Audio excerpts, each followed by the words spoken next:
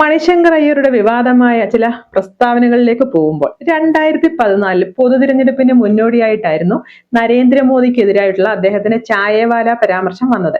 മോദി ഒരു കാലത്തും രാജ്യത്തിന്റെ പ്രധാനമന്ത്രി പദവിയിൽ എത്താൻ പോകുന്നില്ല, ചായ വിതരണം നടത്താനായി ആഗ്രഹിക്കുന്നുണ്ടെങ്കിൽ ഇവിടെ, അതായത് AICC മീറ്റിംഗിൽ ചായ വിൽക്കാനായി സാധിച്ചേക്കുമെന്നുമായിരുന്നു അയ്യരുടെ വിവാദ പ്രസ്താവന. AICC സെഷനിൽ വെച്ച് നടത്തിയ ഈ വിവാദ പരാമർശം കോൺഗ്രസിനെതിരായി BJP രാഷ്ട്രീയമായി വലിയ തോതിൽ ഉപയോഗിക്കുകയും ചെയ്തു. പിന്നോക്ക വിഭാഗത്തിൽ നിന്ന് വരുന്ന ഒരാളെ പരിഹസിച്ചു, കോൺഗ്രസ് പാർട്ടിയുടെ വരേണ്യ മനോസ്ഥിതി കാട്ടുന്നു എന്നതെല്ലാം വലിയ രാഷ്ട്രീയ ആയുധമാക്കുകയും ചെയ്തു. പിന്നീട് ഒരു പുസ്തകത്തിലൂടെ അഭിമുഖങ്ങളിലൂടെയും താൻ പറഞ്ഞതിനെ വളച്ചൊടിച്ചതായി ഒക്കെ അയ്യർ വിശദീകരിക്കുന്നതും കാണാനാവും.